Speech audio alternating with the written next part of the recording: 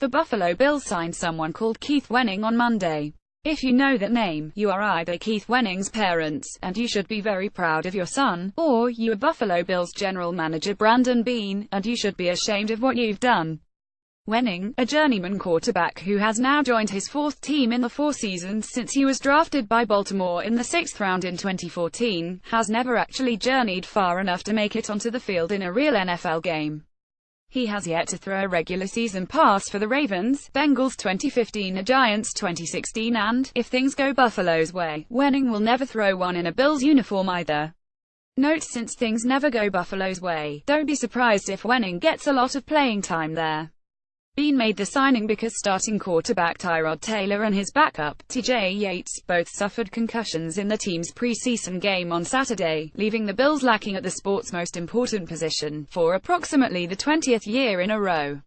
And so the Bills surveyed the QB free agent landscape and signed former Ball State starter Keith Wenning.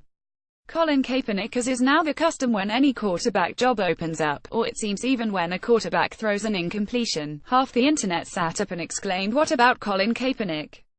By signing Wenning, a quarterback objectively much worse at playing quarterback than the still jobless Kaepernick, the Bills are now grouped as in on the alleged league-wide collusion to keep Kaepernick unemployed. But all quarterback situations are not equal. 5.5 years ago, when Peyton Manning was available as a free agent quarterback, even he did not generate serious interest outside of a handful of teams. Overtures were reportedly made by Miami, Arizona, Washington, Seattle, Tennessee and the New York Jets before he signed with Denver. But approximately 2/3 of the NFL had zero interest in the future Hall of Famer. No one protested, even though many teams with far worse players at the position, names such as Christian Ponder, Ryan Fitzpatrick, Matt Schaub, Brady Quinn and Matt Castle, never courted the QB. So if Manning wasn't desired by every NFL team, then it can't be said that absolutely every job Kaepernick hasn't landed is due solely to reasons of racism, politics and collusion. Patriots head coach Bill Belichick is an unabashed supporter of Donald Trump, the president who openly threatened owners with negative attention if they signed Kaepernick, but he also legitimately has zero football use for the guy, considering his roster already has a quarterback of and now in Tom Brady and of the future in Jimmy Garoppolo. So as difficult as it is to give Belichick and team owner Robert Kraft the benefit of the doubt on anything, they're in the clear, on Kaepernick, at least. Then there are other jobs that came open in which Kaepernick seemed a suitable option, but teams went elsewhere due to system fits. When Ryan Tannehill re-injured his knee earlier this month, head coach Adam Gase reached out to Jay Cutler, a debatably better quarterback than Kaepernick, but one who knew the coach from their time together in Chicago. Kaepernick has a higher upside than Cutler, but Gase picking the familiarity of Cutler is understandable, if perhaps not advisable.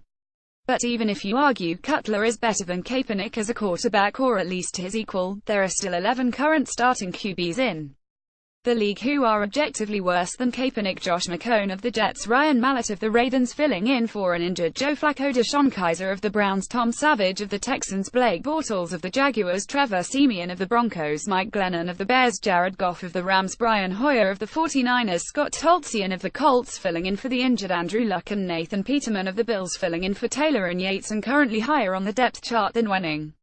Forgetting all the teams on which he would be a massive upgrade as a backup quarterback, Pittsburgh, which has Super Bowl aspirations, yet will give the ball to Landry Jones if and Ben Roethlisberger suffers his annual injury, at Dallas, where Jerry Jones employs Ezekiel Elliott and employed Greg Hardy, but has Kellen Moore as Dak Prescott's backup. Kaepernick is currently better than a third of the starting QBs in the league.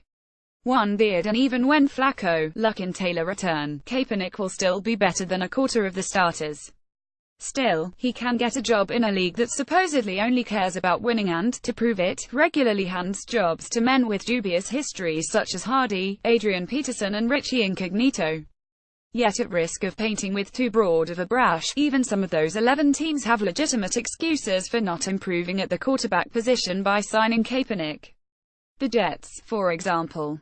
They are openly tanking the 2017 season, so why bring in a QB who could help them win some games, thereby missing out on a top draft pick next spring? The Browns have turned their team over to a rookie quarterback in Kaiser, and the Bears have one waiting in the wings in number 1 overall pick Mitch Trubisky. And while the Texans could likely win more now with Kaepernick than Tom Savage, Deshaun Watson is waiting to move up to starter in the next few seasons. That whittles the list down to 7 teams with flimsy reasons for starting QBs worse than Kaepernick: Baltimore, Buffalo, Denver, Indianapolis, Jacksonville, the LA Rams and San Francisco. But in an effort to be as magnanimous as possible, San Francisco gets a pass because Kaepernick chose to opt out of his contract there, although he did so because the 49ers were going to release him. The Rams get a very generous pass, too, because even though Kaepernick is better than Goff, Sean Mannion and Dan Orlovsky combined, Goff is only a year removed from being the number 1 overall pick and LA wants to give him the opportunity to sink or swim. Let's give the Bills a pass, too, because Tyrod Taylor should be back from concussion soon and winning, again, with apologies to his undoubtedly proud parents, is likely just roster filler until then. And while Kaepernick showed he could quarterback a team with a stout defense to a Super Bowl in 2012, a service he could provide to the Denver Broncos, Denver undoubtedly hoped Paxton Lynch would have made the leap by this year and didn't have free agent QBs on the radar. So now we are down to 3 teams: the Jaguars, Colts and Ravens. And their excuse for not signing Kaepernick is, well, absolutely no good excuse at all. Andrew Luck has not thrown a pass since January, with the regular season almost upon us. And so Indianapolis will likely open the season with the quarterbacking zero that is Toltsian at the controls, while team owner Jim Irsay has tried to ignore the Kaepernick question. One has to wonder if Irsay would sign Kaepernick if the QB had ever been arrested and charged with 4 felonies, like someone the Colts owner knows quite well. Then there are the Jaguars, forever in need of a quarterback, and Kaepernick would be the best since at least David Garrard a decade ago. A week ago Blake Bortles was reportedly in line to get cut, and team owner Shad Khan, who donated $1 million to Trump's inaugural committee, even told a local radio station that he would absolutely be okay with Kaepernick coming aboard if that was the recommendation of Tom Coughlin and Doug Marrone. But then nothing came of it and, after a mediocre performance by Bortles in Jacksonville's most recent preseason game, or a good performance by his standard, Marrone named Bortles the starter for Week 1. Somewhere between last week and now, the Jaguars front office decided they would rather lose than sign Colin Kaepernick.